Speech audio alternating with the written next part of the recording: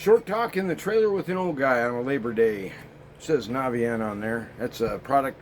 I've installed quite a few of those the last few years. It's one of those on-demand water heaters. Got a free t-shirt by going to a seminar once, but I hardly ever wear it. It's one of those ones that's got too much polyester. It feels plasticky. But it was clean, so I put it on. I was sitting here thinking today, been watching some videos and stuff, and you know, the usual wheels falling off kind of stuff, the wheels falling off of decency and off of just basic sanity and, anything that makes sense or is virtuous or even mildly reasonable is now considered hate speech. And, the neo, whatever they are, post-destructionists or whatever they are, these transhuman people involved with the elite, it's all demonic. The entire situation that we're looking at right here, these outbreaks of just scandalous, weird sexual stuff here, and more corruption over there. And yes, those false allegations were proven to be made up by weaponized DOJ, all that kind of stuff. Have you noticed how there's not even hardly a ripple anymore? It's like, oh, that's stuff's old hat. It's the new normal, and it's only going downhill. The powers that be have already shifted. The Constitution is effectively dead. The Republic, as we knew it, has ceased, and it hardly anyone even noticed it leave the room. It was a gradual affair, and I don't know. I mean, I was just a little boy, but in 1963, a big step was taken, November of that year, and this goes back quite a way. At least as far back as Woodrow Wilson, minimum. But it's sort of like this toadyism to Marxism and fascism and all these tyrannies kind of, it was the guy I was trying to think of the other day. I had a video the other day and I couldn't think of the author. Philip Wiley, 1950s. Go read the guy. It's uncanny how accurate this dude was in the 50s. He could see this, that this was what America was becoming. Essentially a neo-fascist. In other words, yes, we won the war in Europe, technically, but what happened is they just changed sides.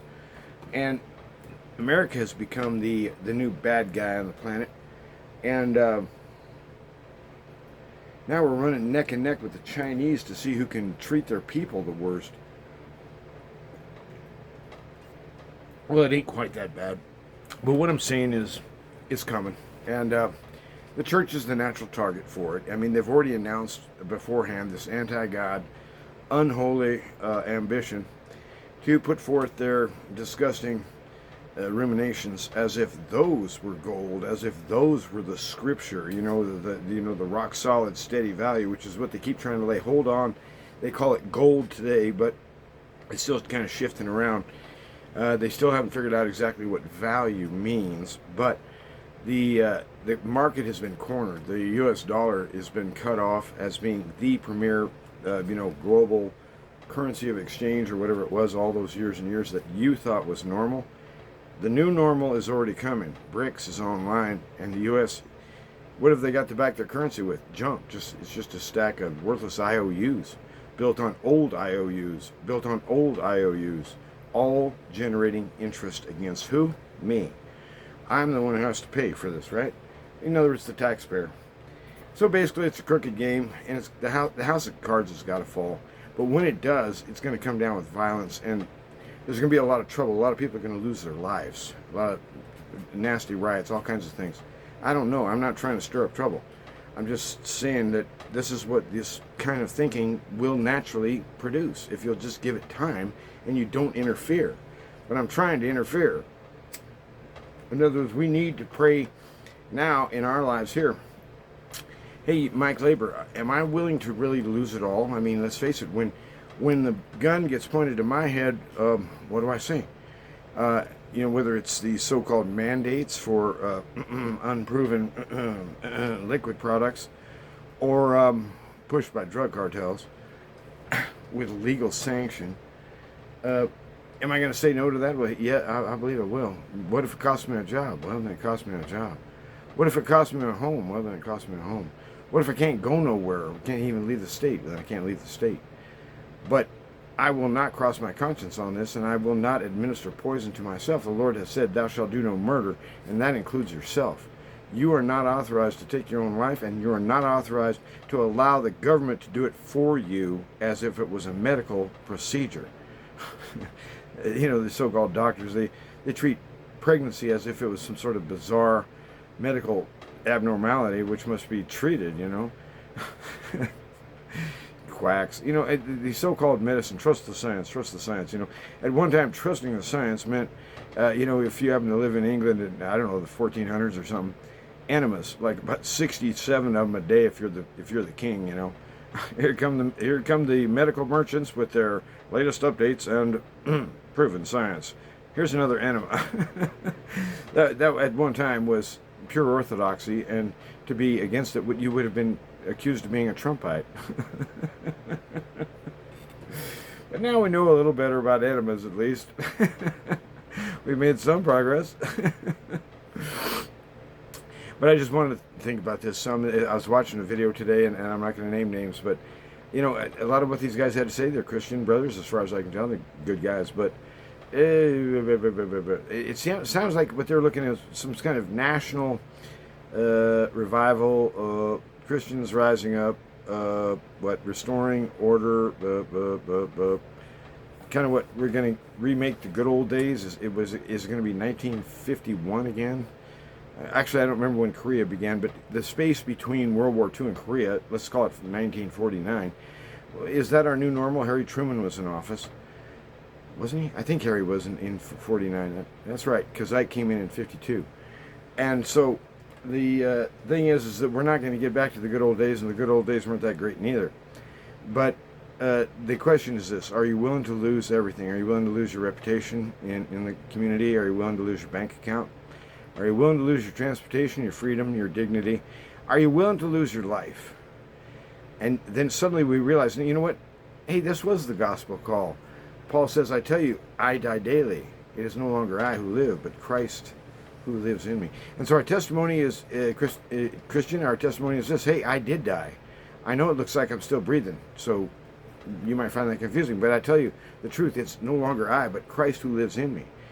And by his power, we navigate these times, not because I understand him, not because I even like him, but because the right persons, that's you and me, were placed here at the right time, that's right now, and we've yet to understand what the heck we're trying to get done.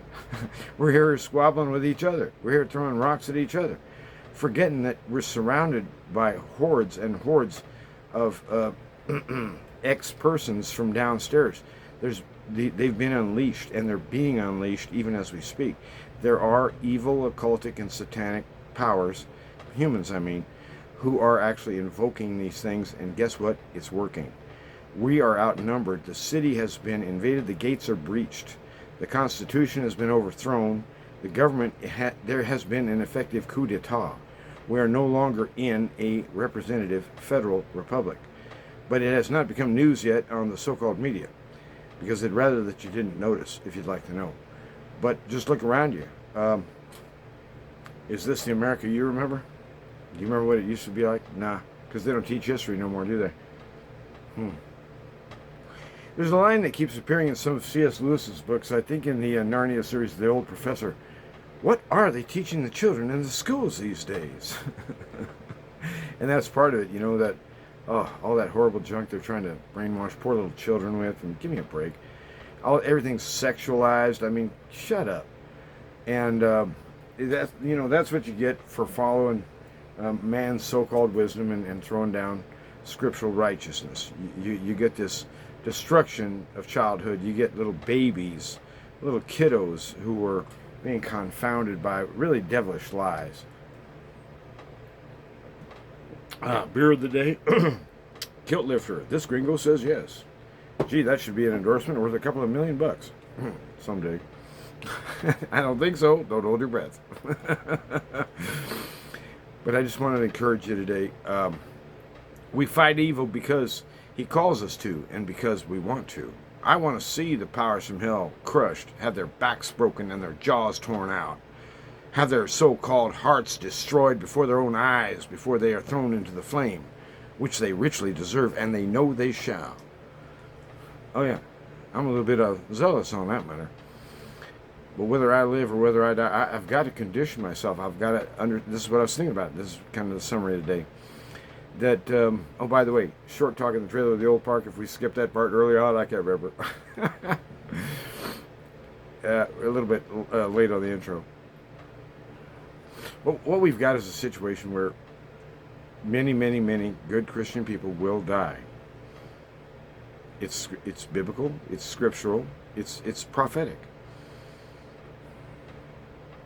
Is the church preparing her children to face that reality, or is she hiding her head in the sand?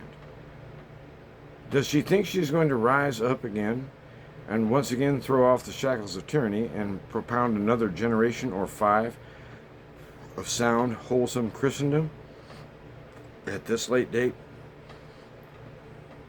Think that if you will, and you go ahead and live in your faith land. Go ahead, I don't care. But in my mind, faith relates to reality. I believe the Messiah, who, as his children are being crushed and ground down, is yet growing his church and expanding against the kingdom of hell and of darkness, driving them ever further back, shrinking their world, shrinking their options, pushing them to the obvious answer where they commit essentially group suicide, which is to say to endorse this ungod, this thing arising, this unman, the beast. And I don't know who this cat is, but probably reminds me a little bit of Bob Hope. I mean, I remember one episode where, gosh, this was in the 70s, I think. Bob was still alive. And it was a profile shot like this. He was on a stage, and he was wearing a tuxedo of some sort. I think it was in some sort of awards program. I don't know. I was watching that guy, and I was thinking, this is uncanny. That guy looks like the devil. He looked a little bit from the side, not exactly, a little bit like Richard Nixon, if that helps any. But there was something uncanny about that episode where I just thought, ugh, man, what is this guy's a devil impersonator or something like that? And he looked for all the world, all about gold and glitter and diamonds and success, and he was on the top of the world at that time. He was in his 70s and world famous dude. In fact, he was famous because he was famous. It wasn't famous because he was funny. He was reputed to have one day been funny, but nothing he said in the last 40 years was funny. It's like, it's weird. It's like I got a reputation for being a comedian. Okay, say something amusing. I just did. I got a reputation as being a comedian. Yeah, that's not funny. Anyway, the point is, we're going to be called on, there's a sign I saw, one of those kind of, patriotic things. All gave some and some gave all. Well, guess what? A lot is going to give all. There's going to be a lot of good Christian folk who are going to die. I mean, physically. Have you prepared yourself emotionally? Have you prepared yourself in your mind? What if I'm one of them? I would love to see the day of the Lord. I would love to see him stand in the days of my fleshly life, to see him come with authority and thrash these evil foes with almighty power. Yes, I'd love to see that, but I also entrust myself to him. And if he sees fit that I die in the days coming, then I pray that I die well. My ambition is to please him. My ambition is to be with him and to hear him and be at his side.